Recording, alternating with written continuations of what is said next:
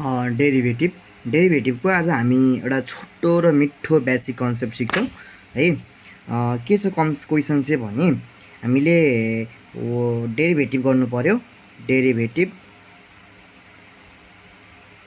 Of y square with respect to x को रेस्पेक्टमा चाहिँ डेरिभेटिभ गर्नु पर्यो। So how can we solve it है त। सो क्वेसन चाहिँ यस्तो हो, d square by dx equals to चाहिँ वाट भनेर हामीलाई क्वेसन छ। So we can how can we solve है त, कसरी सल्भ गर्न सक्छौँ त्यो हेरौँ। अब हामीले अलरेडी छोटो मिठो कुरा गरिसकेका छौँ पहिलाको भिडियोमा पनि। हामीले वाइलाई कहिले पनि एक्सको रेस्पेक्टमा डेरिभेटिभ गर्न सक्दैनौँ, त्यही भएर हामी के युज गर्छौँ त, चेन रुल युज गर्छौँ।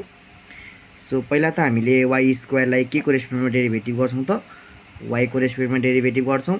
एन्ड यो वाईलाई पनि हामीले के को रेस्पेक्टमा डेरिभेटिभ गर्छौँ त, अब चाहिँ एक्स को रेस्पेक्टमा डेरिभेटिभ गर्छौँ है त। अब वाई को रेस्पेक्टमा हामीले वाई स्क्वायरको डेरिभेटिभ गर्न पाउँछौँ, 2y हुने भयो इन्टु डिवाई बाई डिएक्स हुने भयो। अब यदि हामीले पहिलाका भिडियोमा चाहिँ बेसिक कन्सेप्ट भनेर मैले चाहिँ अब पहिला सुरु गरेको छु। हामी बेसिक कन्सेप्टबाट हामी के गर्छौँ त, डेरिभेटिभमा जानेछौँ र हामी चाहिँ केही सिम्पल क्वेसनहरू गर्दै हामी चाहिँ डेरिभेटिभ क्लास 12 को मेन डेरिभेटिभमा हामी पस्नेछौँ। सो अहिलेलाई चाहिँ मैले क्वेसन यो राखेको छु है, बेसिक कन्सेप्टको लागि डेरिभेटिभ गर्नको लागि के चाहिन्छ त हामीलाई त्यो भन्ने कुरामा हामी ध्यान दिँदैछौँ अहिले। र अहिले यो क्वेसन हेर्न सक्नुहुन्छ, यो बराबर यसको डेरिभेटिभ गर्नु पर्यो विथ रेस्पेक्ट टु एक्सको रेस्पेक्टमा डेरिभेटिभ गर्नु पर्यो है त। र हामीलाई एउटा कुरा याद हुनुपर्छ सधैँ, के कुरो भने यदि कुनै पनि भेरिएबलको पावरमा यदि ए को पावर n को हामीले यदि डेरिभेटिभ गर्दैछौँ विथ रेस्पेक्ट टु ए को रेस्पेक्टमा डेरिभेटिभ गर्दैछौँ भने हामीले यसको डेरिभेटिभ के लेख्न पाउँछौँ त भन्दाखेरि n a को पावर n माइनस 1 लेख्न पाउँछौँ। यो कुरा चाहिँ ध्यान जाओस् है, यो कुरा चाहिँ हाम्रो ध्यान जाओस्। जस्तै कि अहिले हामी x को पावरको 4 को डेरिभेटिभ गर्दैछौँ हैन। सो अब एकैचोटि गर्न आउँदैन भने हामीले के गर्नु पर्यो त, यसलाई ब्रेक डाउन गर्नु पर्यो है। पहिला ब्रेक डाउन गरौँ, x को power 4 by dx minus derivative of x cube by dx plus derivative of 1 divide by dx. यसरी हामीले ब्रेक डाउन गर्नु पर्यो। यदि सुरुवाती फेजमा हामीले डेरिभेटिभ गर्दैछौँ भने हामीले यसरी ब्रेक डाउन गर्नु पर्यो। यनलाई लेख्ने, यन कति छ त 4, र त्यसलाई घटाइदिने, पावरमा के गर्ने 4 माइनस 1 गर्ने है। सेम यहाँ पनि 3 लाई पावरमा जति छ पहिला त्यो अगाडि लेख्ने, देन त्यसमा के गर्ने त -1 गर्ने। र कुनै पनि नम्बरको डेरिभेटिभ हामीले गऱ्यौँ भने त्यो के हुन्छ त, 0 हुन्छ। के हुन्छ, 0 हुन्छ। अब के हुने भयो त एन्सर भन्दाखेरि 4x को पावर 3 माइनस 3x को पावर 2 हुने भयो है त। यो नै के हुने भयो त, हाम्रो एन्सर हुने भयो है त। ल, कुनै पनि नम्बरको डेरिभेटिभ गर्दाखेरि, नम्बरको मात्र डेरिभेटिभ गर्दाखेरि चाहिँ 0 हुने भयो।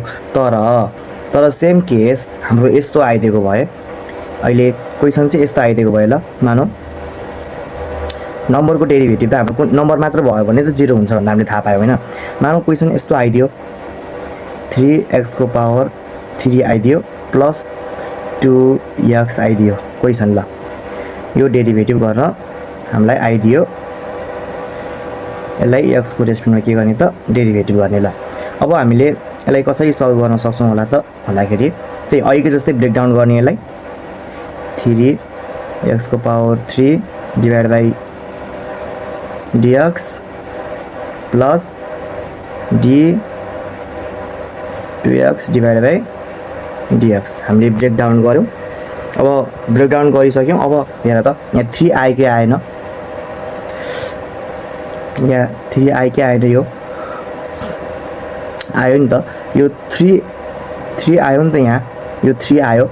जुन यो 3 लाई हामीले के गर्नुपर्छ त एन्सर लेख्ने बेलामा भन्दाखेरि एन्सर लेख्ने बेलामा जहिले पनि हामीले 3 लाई 3 नै लेख्ने। यदि अगाडि कोएफिसिएन्ट आउँछ भने हामीले 3 नै लेख्ने। तर नम्बर मात्र आयो भने के भेरिएबल आएन नम्बर आयो भने मात्र 0 हुन्छ। तर यहाँ x को पावर 3 आइदियो नि त, त्यसको कारणले गर्दाखेरि यो 3 को डेरिभेटिभ 0 हुँदैन है त, यो याद गर्नु पर्यो। एन्ड इन्टु पावरमा फेरि 3 छ, 3 अनि x 3 मा के गर्नु पर्यो त -1 गर्नु पर्यो, -1 गर्नु पर्यो प्लस।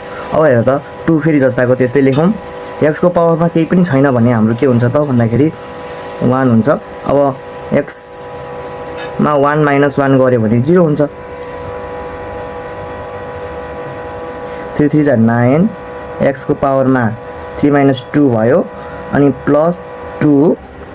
अब x - 1 भनेको x को पावर कति हो त 0 हो नि त। अब हाम्रो कुनै पनि पावरको यदि 0 हुन्छ भने हामीले इन्डेक्सिस रुलबाट के लेख्न सक्छौँ त भन्दाखेरि 1 लेख्न सक्छौँ। सो 2 मात्र के हुने भयो त, यसरी यो हाम्रो एन्सर हुने भयो।